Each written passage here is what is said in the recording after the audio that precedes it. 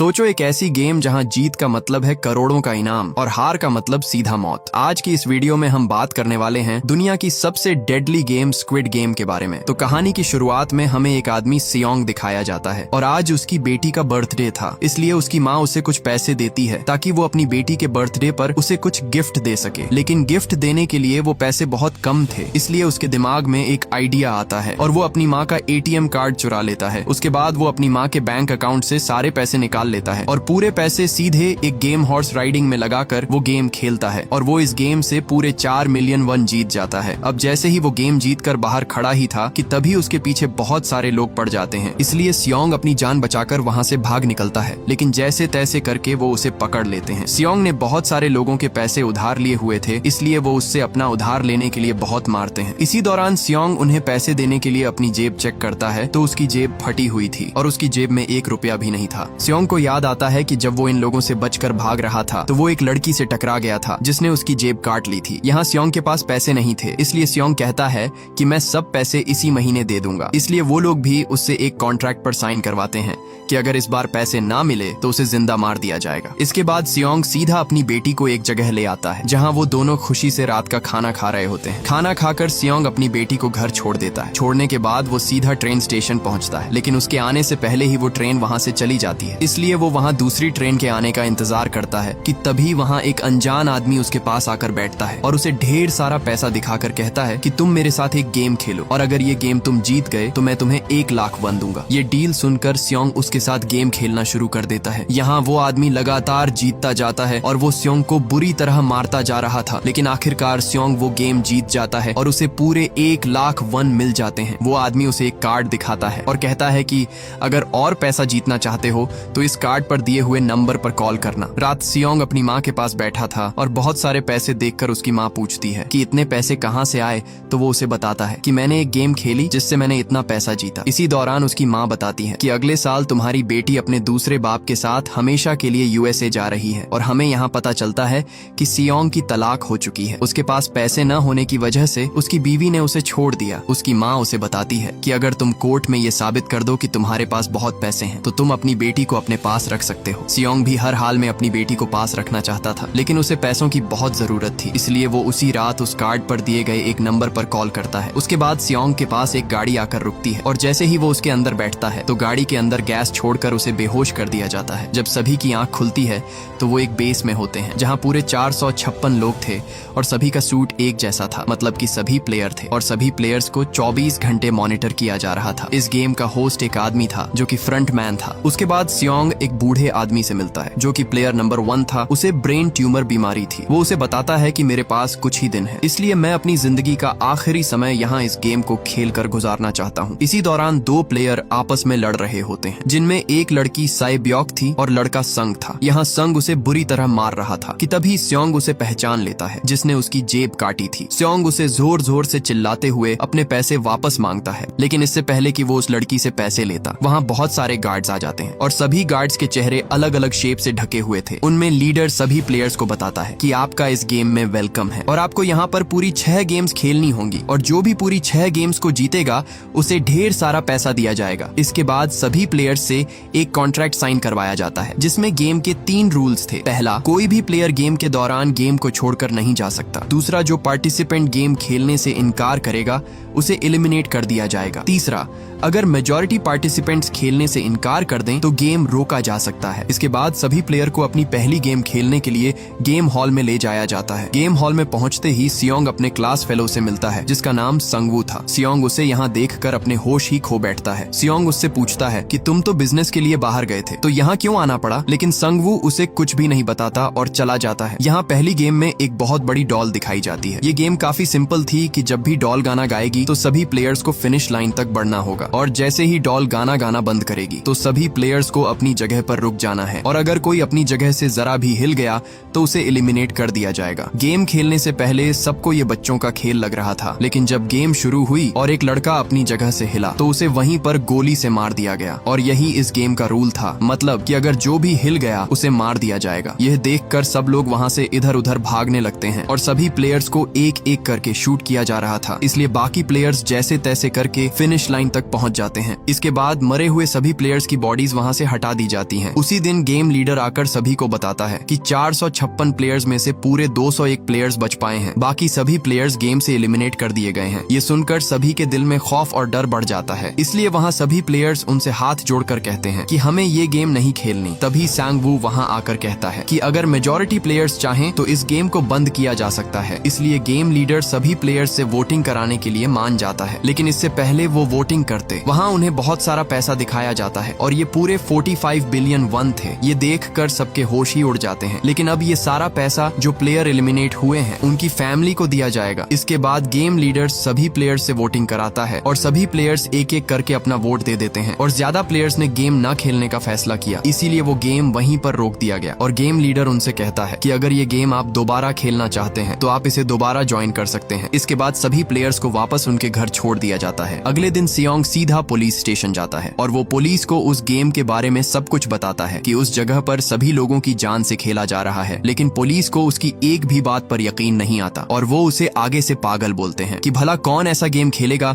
जिसमें सबको मार दिया जाता हो। इसीलिए सियोंग पुलिस को वो कार्ड दिखाता है जिस पर वो नंबर लिखा हुआ था। जैसे ही पुलिस वाला उस नंबर पर कॉल करता है तो वो नंबर रॉन्ग होता है। इसके बाद सियोंग सीधा अपने घर आता है, लेकिन घर में उसकी माँ नहीं होती। अपनी माँ को ढूंढते ढूंढते वो सांग वू के पास आ जाता है और वो उससे पूछता है कि तुम तो बिजनेस के लिए बाहर गए थे, तो फिर वो गेम खेलने की क्या जरूरत थी। वो आगे से बताता है कि मैंने पूरे 600 बिलियन वन लोन लिया हुआ है और अब मेरे पास 1 रुपया भी नहीं है जो मैं वापस कर सकूं। इसी दौरान सियोंग को एक कॉल आती है कि उसकी माँ की तबीयत बहुत खराब है और वो हॉस्पिटल में एडमिट है। सियोंग सीधा अपनी माँ के पास आता है। यहाँ डॉक्टर उसे बताता है कि तुम्हारी माँ के पैर में जख्म धीरे धीरे और भी बढ़ रहा है, इसलिए हमें इनका पैर काटना होगा ताकि बीमारी और ना फैले। लेकिन ऑपरेशन कराने के लिए सियोंग के पास पैसे नहीं थे, इसलिए वो सीधा अपनी वाइफ के पास आता है और उससे कुछ पैसे मांगता है। लेकिन उसकी वाइफ उसे आगे से साफ साफ मना कर देती है और कहती है कि मैं तुम्हारी कोई भी मदद नहीं कर सकती। इसलिए ये सुनकर वो वहाँ से चला जाता है। इधर उसकी वाइफ अपने दूसरे शौहर से कहती है कि सियोंग मुझसे कुछ पैसे मांगने आया था। इसलिए उसका शौहर सियोंग को कुछ पैसे देता है और कहता है कि आज के बाद मैं तुम्हें यहाँ ना देखूं, आज से तुम मेरी फैमिली से मिलने के लिए नहीं आओगे। ये देखकर सियोंग गुस्से से उस पर अपना हाथ उठा देता है और कहता है कि तुम्हें क्या लगता है कि तुम मुझे कुछ पैसे देकर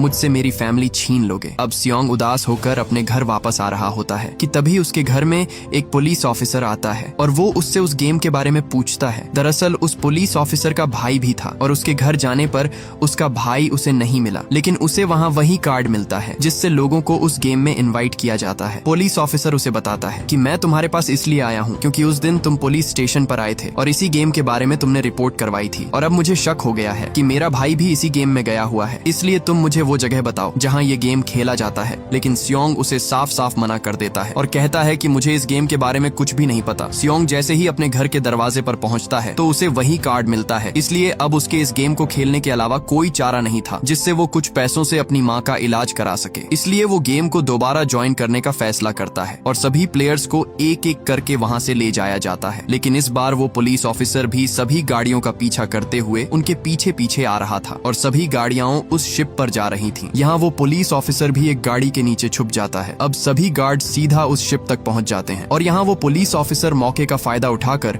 उस गार्ड को गाड़ी में ही बेहोश कर देता है और उस गार्ड का सूट पहनकर उसे सीधा समंदर के अंदर फेंक देता है। इसके बाद सभी गाड़ियां उस आइलैंड पर पहुंच जाती हैं और सारे प्लेयर्स को सीधा गेम हॉल में लाया जाता है। यहाँ सभी प्लेयर्स को उनका गेम सूट पहना दिया जाता है। गेम हॉल में आते ही वो बूढ़ा आदमी और सियोंग देखते हैं तो इस बार पूरे 187 प्लेयर्स थे और इस बार पूरे 26 बिलियन वन जीतने वाले प्लेयर्स को मिलने वाले थे। इसके बाद सभी प्लेयर्स को खाना दिया जाता है। रात सेब्योक और उसकी दोस्त किम जू दोनों वॉशरूम में आती हैं और यहाँ सेब्योक सुरंग को पार करके एक जगह पर पहुंचती है जहाँ वो देखती है कि सब गार्ड्स किचन हॉल में कुछ अजीब सी चीजें बना रहे होते हैं। यहाँ ज्यादा देर होने की वजह से गार्ड उनके पीछे आ जाता है, लेकिन तब तक सेब्योक वहाँ से आ चुकी थी और वो किम जू को वहाँ के बारे में सब कुछ बताती है। लेकिन इसी दौरान सांग वू उनकी बातें सुन लेता है। इसलिए सुबह होते ही सांग वू सेब्योक से कहता है कि मैं जानता हूँ कि कल रात तुम उस जगह पर गई थी जहाँ बहुत सारे गार्ड्स कुछ बना रहे थे, इसलिए ना चाहते हुए भी उसे बताना पड़ा। इसके बाद सभी प्लेयर्स को गेम हॉल में लाया जाता है जहां उनकी दूसरी गेम होने वाली थी। सभी प्लेयर्स को वहां 4 शेप्स में से कोई एक शेप चूज करनी थी। यहाँ इस गेम के बारे में संगवू को पता था, लेकिन उसने जानबूझकर अपनी टीम को नहीं बताया। दरअसल इस गेम का नाम डलगोना था। यहाँ हर प्लेयर को एक शेप वाली कैंडी मिलती है। प्लेयर को उस कैंडी से शेप तोड़े बगैर बाहर निकालनी होती है। यहाँ अगर वो शेप टूट गई तो सीधा उस प्लेयर को एलिमिनेट कर दिया जाता, मतलब जान से मार दिया जाता है। सभी प्लेयर्स अपनी मर्जी से वो शेप चूज कर लेते हैं और पूरे 10 मिनट के अंदर अंदर ही गेम पूरा करना था। गेम शुरू होते ही सभी प्लेयर्स शेप को निकालने लगते हैं और जो भी उस शेप को तोड़ता जाता उसे वहीं पर मार दिया जाता। यहाँ गेम का टाइम भी पूरा होने वाला था, इसीलिए स्योंग के दिमाग में एक आइडिया आता है और तुरंत उस कैंडी को चाटने लगता है। ये देखकर सभी प्लेयर्स भी कैंडी को चाटने लगते हैं और जैसे तैसे करके टाइम खत्म होने से पहले ही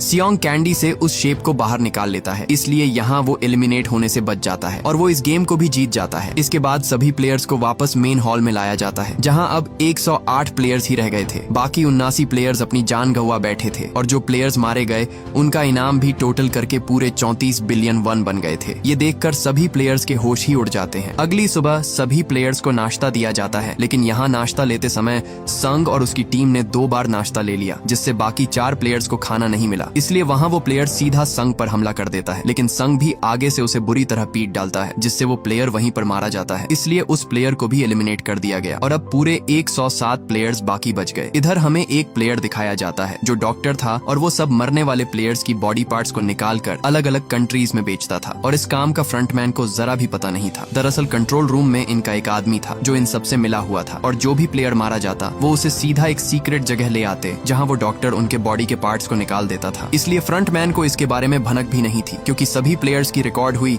सब वीडियोस को डिलीट कर दिया जाता, जिससे किसी को भी शक नहीं होता था। यहाँ हमें पता चलता है कि वो गार्ड्स डॉक्टर को पहले से ही गेम के बारे में बता देते थे ताकि वो डॉक्टर बचा रहे और वो सब प्लेयर्स की बॉडी के पार्ट्स को बेचते रहे। उसी दिन वो गार्ड डॉक्टर को बताता है कि आज रात तुम अपनी जान की हिफाजत खुद करोगे, क्योंकि आज रात सब एक दूसरे पर हमला करने वाले हैं। इसलिए अगर तुम्हें जिंदा रहना है तो ताकतवर टीम को ज्वाइन करो। इसलिए डॉक्टर सीधा संग की टीम के पास आता है और डॉक्टर उसे छुप कर बताता है कि मैं अगली गेम के बारे में जानता हूँ। ये सुनकर संग बिना सोचे उस डॉक्टर को अपनी टीम में रख लेता है। इसी दौरान टाइम खत्म हो जाता है और सब लाइट्स बंद हो जाती हैं और तभी पूरे हॉल में सब प्लेयर्स एक दूसरे पर हमला कर देते हैं। इधर स्योंग पर भी एक प्लेयर हमला कर देता है, लेकिन तभी वहाँ पर संगवू आकर उसकी जान बचा लेता है, लेकिन इससे पहले सब एक दूसरे की जान लेते। इसी दौरान वहाँ गार्ड्स आ जाते हैं और यहाँ अब 107 प्लेयर्स में से सिर्फ और सिर्फ 80 प्लेयर्स ही बच पाए। अगली सुबह सभी प्लेयर्स को तीसरे गेम के लिए बाहर लाया जाता है जहाँ उन्हें 10 प्लेयर्स की 2 टीमें बनानी थी। यहाँ सांगवू सबसे कहता है कि हमें अपनी टीम में ज्यादा से ज्यादा मर्द चाहिए ताकि हम इस गेम को जीत सकें। सभी प्लेयर्स एक एक करके अपनी टीम कंप्लीट कर लेते हैं। इसके बाद सब प्लेयर्स को गेम हॉल में लाया जाता है जहाँ उन्हें टग ऑफ वॉर की गेम खेलनी थी, मतलब रस्साकशी, और जो भी टीम अपनी ओपोनेंट टीम को नीचे गिरा देगी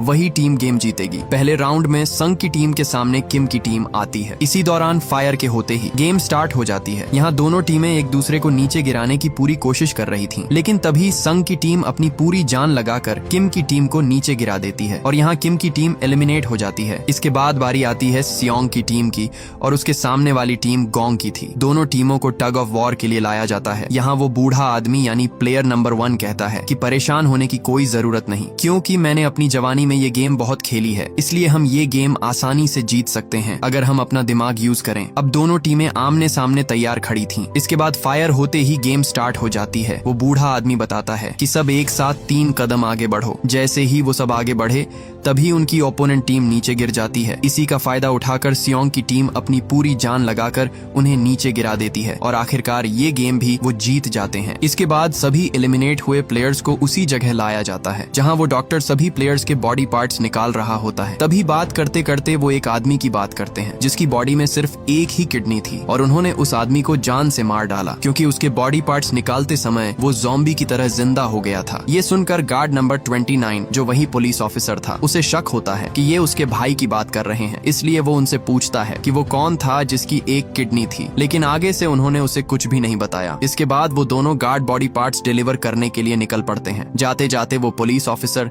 यानी गार्ड नंबर 29 उसे एक दीवार पर लगी एक डिवाइस दिखाई देती है। वो गार्ड से पूछता है कि ये क्या चीज है, तो गार्ड उसे बताता है कि ये बॉम्ब है, अगर तुमने इसे जरा भी टच किया तो ये ब्लास्ट हो जाएगा और ये जगह पूरी तरह तबाह हो जाती है। दरअसल ये जगह VIP लोगों के आने जाने के लिए है। इधर वो डॉक्टर उस गार्ड से पूछता है कि मुझे अगला गेम बताओ, लेकिन अभी तक नया गेम किसी को नहीं बताया गया था, इसलिए वो गार्ड कहता है कि मुझे अभी इसके बारे में नहीं पता। ये देखकर वो डॉक्टर उस पर हमला कर देता है और जैसे तैसे करके वहाँ से अपनी जान बचाकर भाग निकलता है। डॉक्टर भागता भागता सीधा गेम हॉल में पहुँच जाता है। वो गार्ड आकर उसे बताता है कि मैं अभी तुम्हें गेम के बारे में बताऊंगा, लेकिन इससे पहले कि हम पकड़े जाएं, हमें यहाँ से जाना होगा। इसी दौरान वो गार्ड उसे चाकू से मारने ही वाला था, तभी वहाँ फ्रंटमैन आकर उसे गोली मार देता है। यहाँ वो फ्रंटमैन उसे बताता है कि तुम जो भी कर रहे थे मुझे इससे कोई फर्क नहीं पड़ता। मुझे अफसोस इस बात का है कि तुमने यहाँ मजबूर और बेगुनाह लोगों से फायदा उठाया, इसलिए फ्रंटमैन उसे वहीं पर ढेर कर देता है। इधर वो गार्ड नंबर 28 उस पुलिस ऑफिसर को घेर लेता है और कहता है कि तुम कौन हो, मुझे अपना चेहरा दिखाओ। इसलिए ना चाहते हुए भी वो पुलिस ऑफिसर अपना मास्क उतार देता है। इसी दौरान वो उसे गन पॉइंट पर ले लेता है और कहता है कि अपना चेहरा दिखाओ। आगे से वो ऑफिसर पूछता है कि वो कौन था जिसकी तुम लोगों ने किडनी निकाली थी। वो उसे बताता है कि वो एक औरत थी। अगर तुम्हें यकीन नहीं आ रहा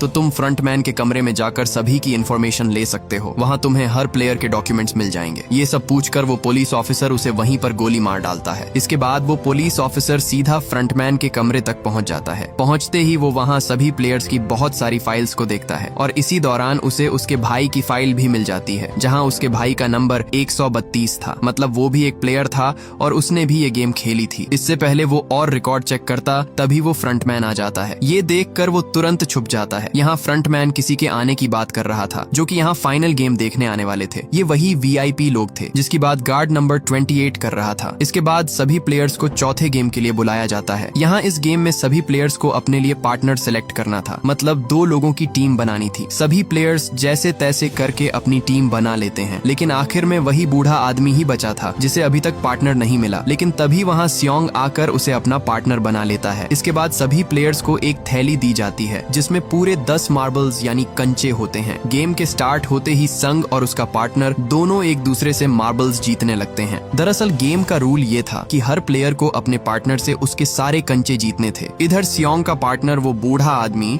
अपनी दिमागी हालत खो बैठता है, इसलिए टाइम खत्म होने से पहले सियोंग उसे गेम खेलने के लिए मना रहा था। अब जैसे तैसे करके सियोंग अपने पार्टनर से खेलने लगता है, लेकिन यहाँ वो बूढ़ा आदमी सियोंग से उसके सारे कंचे जीत रहा था। ये देखकर उसके अंदर डर बढ़ने लगता है क्योंकि अब मौत उसका इंतजार कर रही थी। इधर संग धोखे से अपने पार्टनर को हरा देता है, इसलिए उसका पार्टनर भी एलिमिनेट हो जाता है। यहाँ सियोंग भी जैसे तैसे करके बूढ़े आदमी से सब कंचे जीत जाता है, लेकिन तभी वो बूढ़ा आदमी उसे एक कंचा दिखाता है और कहता है कि अभी भी मेरे पास एक कंचा है। लेकिन अब वो आदमी पागलों की तरह हरकतें करने लगता है। सियोंग जैसे तैसे करके उसे कहता है कि मेरे साथ सिर्फ एक गेम खेल लो, लेकिन तभी वो बूढ़ा आदमी उसे बताता है कि तुमने मुझे बेवकूफ बनाकर मेरे सारे कंचे ले लिए थे, इसलिए मैंने अपने पास एक कंचा छुपा लिया था। मुझे पता था तुम मेरे साथ धोखा करोगे, इसलिए ये सब मैं पागल होने का नाटक कर रहा था। इसी दौरान बूढ़ा आदमी उसके हाथ में अपना कंचा दे देता है और कहता है कि मेरा और तुम्हारा साथ यही तक था। इसलिए सियोंग दुखी होकर उसे अपने गले लगाकर अलविदा कर देता है और यहाँ वो बूढ़ा आदमी भी एलिमिनेट हो जाता है। इसके बाद सभी प्लेयर्स की डेड बॉडीज वहाँ से ले जाई जाती हैं। इधर हमें फ्रंटमैन दिखाया जाता है जिसे शक हो चुका था कि उसके रूम में कोई मौजूद है, इसलिए वो उसे हर जगह ढूंढ रहा होता है और ढूंढते ढूंढते वो उस जगह पहुंच जाता है जहां वो गार्ड नंबर 28 मरा हुआ था। इसी दौरान उसे उसी पुलिस ऑफिसर का ID कार्ड मिलता है जिसे देखकर उसे शक हो जाता है कि ये उसका भाई ही है। दूसरी तरफ वो सभी VIP लोग फाइनल गेम देखने के लिए पहुंच चुके थे। इसके बाद सभी प्लेयर्स को 5वें गेम के लिए लाया जाता है। यहाँ सभी प्लेयर्स को 1 से 16 तक कोई भी नंबर सेलेक्ट करना था। सभी प्लेयर्स एक एक करके अपना नंबर सेलेक्ट कर लेते हैं, लेकिन जब सियोंग की बारी आई तो उसके सामने सिर्फ 2 ही नंबर थे, पहला 1 और दूसरा 16वां। यहाँ सियोंग सोच में पड़ जाता है, अगर वो पहला नंबर लेगा तो पहले नंबर पर गेम खेलनी होगी और अगर 16वां लेगा तो आखिर में उसके पास टाइम खत्म हो जाएगा। लेकिन तभी वहाँ एक आदमी आकर कहता है कि मुझे पहला नंबर लेने दो, मुझे अपनी जिंदगी में कभी भी पहले नंबर पर आने का मौका नहीं मिला, इसलिए मुझे पहला नंबर दे दो। इसके बाद सभी प्लेयर्स को गेम एरिया में लाया जाता है। इस गेम में प्लेयर्स को शीशे का पुल पार करना था जहाँ हर कदम पर 2 ग्लास थे, पहला मजबूत और दूसरा कमजोर। अगर गलत ग्लास पर कदम पड़ा तो सीधे नीचे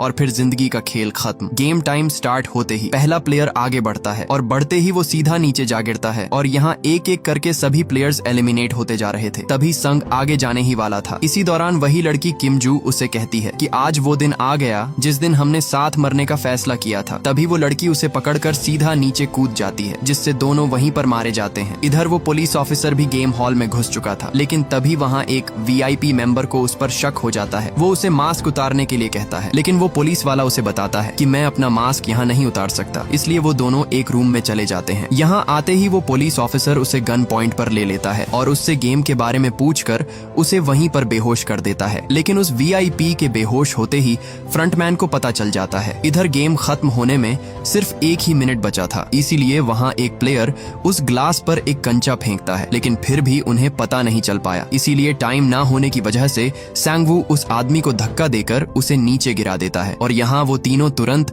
उस पुल को पार करके फिनिश लाइन तक पहुंच जाते हैं। इधर फ्रंटमैन भी पुलिस ऑफिसर का पीछा कर रहा था। यहाँ वो पुलिस ऑफिसर डाइविंग सूट से समंदर को पार करता हुआ आगे बढ़ रहा था। वो फ्रंटमैन भी उसके पीछे पीछे ही था, लेकिन वो पुलिस ऑफिसर जैसे तैसे करके समंदर के किनारे तक पहुंच जाता है। लेकिन उसकी बदकिस्मती कि वहां पर सिग्नल का नामो निशान तक नहीं था। वो हेडक्वार्टर में कुछ तस्वीरें भेजता है, लेकिन सिग्नल ना होने की वजह से वो तस्वीरें हेडक्वार्टर तक नहीं जा रही थीं। वो उन गार्ड से अपनी जान बचाकर भागता भागता एक जगह पर पहुंच जाता है, लेकिन उसके आगे पानी था और फ्रंटमैन उसके पास था, इसलिए वो तुरंत उस पर गोली चला देता है। इसलिए वो फ्रंटमैन अपना मास्क उतार देता है तो उसे पता चलता है कि ये उसका अपना ही भाई है। इसी दौरान फ्रंटमैन भी उस पर गोली चला देता है और वो सीधा पानी में जा गिरता है। इधर हमें बाकी बचे सिर्फ 3 प्लेयर्स दिखाई देते हैं। यहाँ सैबियोक की तबीयत खराब थी, इसलिए स्योंग उसे बताता है कि हम संगवू को हराकर दोनों गेम जीत लेंगे। लेकिन सैबियोक उससे कहती है कि तुम मुझसे वादा करो, अगर मुझे कुछ हो गया तो तुम मेरे भाई का ख्याल रखोगे। इसी दौरान उसकी तबीयत बिगड़ने लगती है। स्योंग भागकर सीधा उन गार्ड्स को जोर जोर से बुलाता है, लेकिन तब तक देर हो चुकी थी। स्योंग जैसे ही सैबियोक के पास आता है तो वहाँ उसे संगवू मार चुका था। ये देख उसका दिल अंदर से टूट जाता है। और अब बचे 2 प्लेयर, जिनमें से जीतने वाले प्लेयर को पूरे 45 बिलियन वन मिलने वाले थे। उसी दिन उनके बीच आखिरी गेम के लिए टॉस होता है। ये लास्ट गेम स्क्विड गेम होती है। इसमें 2 प्लेयर्स स्क्विड शेप वाली लाइन पर लड़ते हैं। जो जीत जाता है वही फाइनल विनर होता है। अब दोनों प्लेयर्स को गेम एरिया में लाया जाता है। टाइम शुरू होते ही दोनों के बीच हाथापाई शुरू हो जाती है। टाइम काफी कम बचा था, इसलिए यहाँ सियोंग संगवू को ढेर कर देता है, जिसकी वजह से उसकी हालत खराब हो जाती है। यहाँ सियोंग अपने दोस्त को नहीं मारना चाहता था, इसलिए सियोंग गेम को रोकने के लिए कहता है, लेकिन तभी वो पीछे मुड़कर देखता है तो संगवू खुद को चाकू से खत्म कर देता है। ये देख सियोंग जोर जोर से रोने लगता है और यहाँ प्लेयर नंबर 218 एलिमिनेट हो जाता है और आखिरकार ये पूरा इनाम सियोंग जीत लेता है। इसके बाद सियोंग को सीधा वापस घर छोड़ दिया जाता है और उसके सामने एक बैंक कार्ड भी था। जैसे ही सियोंग उस कार्ड को एटीएम मशीन में लगाता है और देखते ही उसके होश ही उड़ जाते हैं, क्योंकि उसका जीता हुआ सारा पैसा उसके अकाउंट में आ चुका था। इसके बाद सियोंग सीधा अपने घर आता है तो उसके पैरों तले जमीन ही खिसक जाती है, क्योंकि उसकी माँ उसका इंतजार करते करते